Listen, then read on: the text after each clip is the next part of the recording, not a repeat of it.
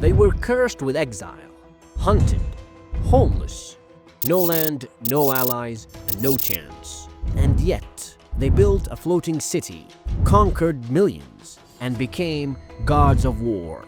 This is the story of how the Aztecs turned prophecy into empire and lost it all in a single moment. The Aztecs were never supposed to rise. They were outcasts at the edge of civilization.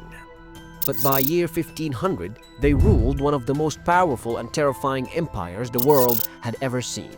They built temples that scraped the sky, performed sacrifices to keep the sun alive, and forged a military machine that shook Central America.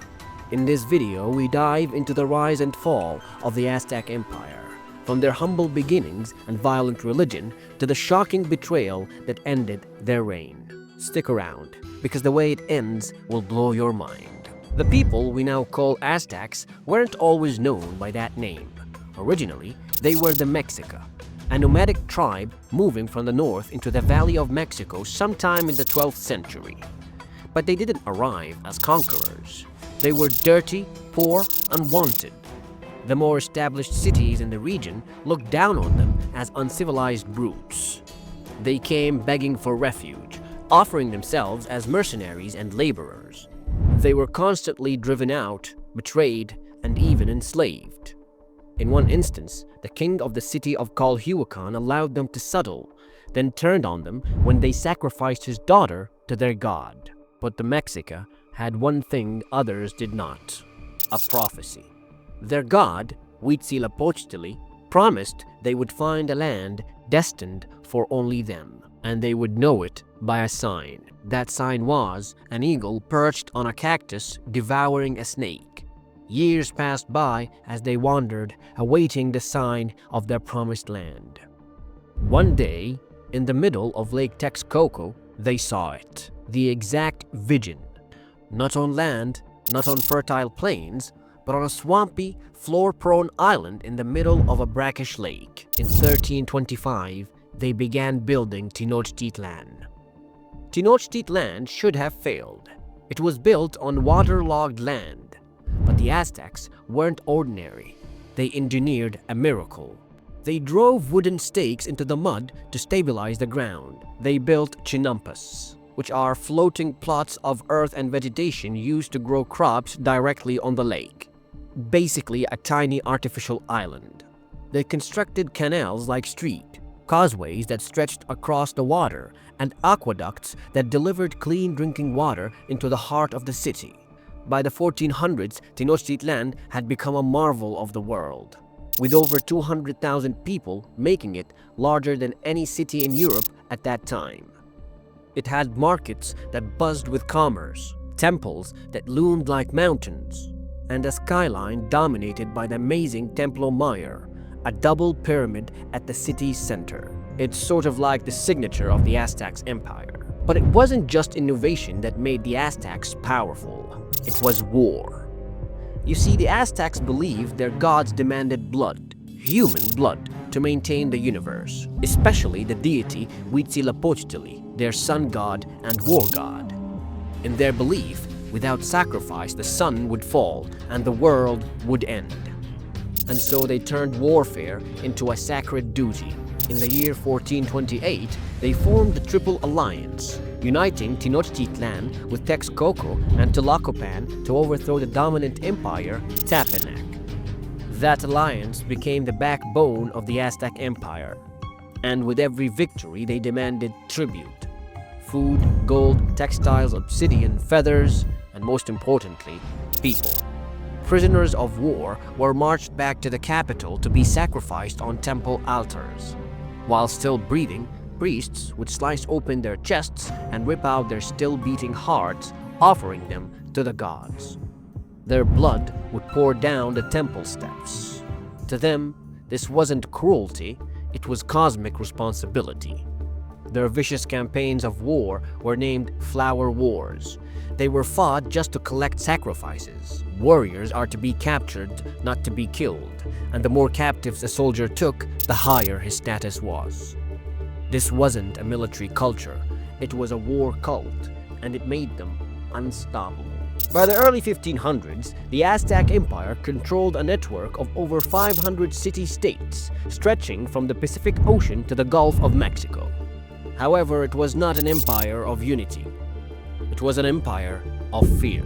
Subject cities were forced to pay tribute, massive quantities of goods, labor, and again, people. Any resistance in any city was met with total destruction. Cities that rebelled were wiped off the map. Others lived in constant fear of reprisal. Many of these regions hated the Aztecs. They waited, hoping for a chance to rise up, and that chance came from across the ocean. In 1519, Hernán Cortés landed on the coast of Mexico. He was a renowned Spanish conquistador, charismatic, cunning, and quite ambitious. He had fewer than 600 men. But the Aztecs did not understand the danger. You see, many thought the Spanish were gods, or at least linked to the gods. Some even believed that Cortés was Quetzalcoatl, the feathered serpent god returning from exile. And worse, the Aztecs had enemies, lots of them. Hernán Cortés formed alliances with cities that hated Tenochtitlan, especially Tlaxcalans, ruthless warriors who had been resisting the Aztec grip for years. With their help, Cortés marched on the heart of the empire. Cortés entered Tenochtitlan in November 1519. He was welcomed by the Emperor Moctezuma II, who tried diplomacy, gifts, and appeasement. It failed. Tensions rose. The Spanish took Moctezuma hostage in his own palace. Eventually, riots broke out. Moctezuma was killed, possibly by his own people. The Spanish fled in what became known as the La Noche Triste, the Night of Sorrows, where hundreds of conquistadors died escaping the city. They have returned, new indigenous allies and new weapons. One weapon in particular was a biological one, the smallpox, a disease the Aztecs had never known. It swept through the population, killing tens of thousands before a sword was even drawn. In 1521, Tenochtitlan fell. The city was starved, bombarded, and destroyed block by block. What had taken centuries to build was gone in weeks. The fall of Tenochtitlan was not just the end of a city. It was the end of an empire, the end of a religion. The Spaniards leveled the temples, drained all the lakes, and built Mexico City atop its ruins. The last emperor, Cuauhtémoc, was captured and tortured, trying to protect the last secrets of his empire. He never gave them up. The Aztec gods went silent. The blood-soaked altars fell into dust, and the empire that had once ruled millions vanished into legend. The Aztec story isn't one of simple conquest or defeat. It's a story of survival against the odds, of extraordinary innovation and brutal spirituality. From nothing, they built a civilization of stunning complexity and terrifying rituals. And they fell, not because they were weak, but because the world changed faster than they could adapt. However, their legacy still lives on, in their language, in the imagery of modern Mexico, and in the spirit of resistance that refuses to die. Long before the Aztecs spilled blood for the gods, another empire carved its legacy into stone and time. The Maya vanished without a trace, but their secrets remain buried in the jungle. Click on the next video to uncover the mystery they left behind.